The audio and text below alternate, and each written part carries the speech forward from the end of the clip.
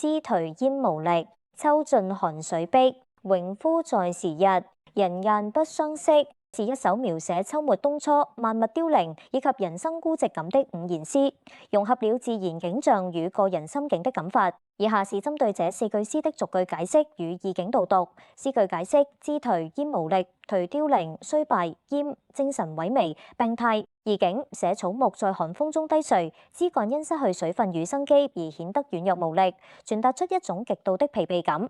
秋盡寒水碧秋盡，點明時間秋天結束，冬天將至。寒水碧，深秋或初冬的水色因清澈而顯得碧綠，但帶有刺骨的冷意。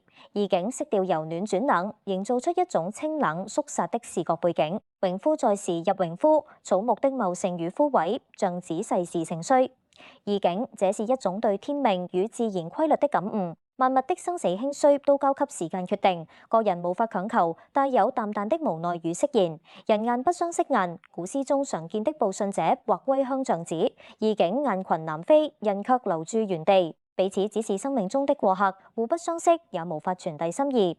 這句深化了詩中孤獨的核心，表達了與外界隔絕的疏離感。整體意境：這首詩呈現了一幅孤寂的晚秋圖，動靜結合，衰弱的枝椏，靜與流動的寒水，動交織，由物及人，從觀察自然界的榮枯、植物、季節，轉向思考人與世界、大雁社會的關係。情感底色：全詩透着一股孤寂、隨緣、清冷的哲思，反映了作者在面對自然更迭時那種遺世獨立、不再強求共鳴的心境。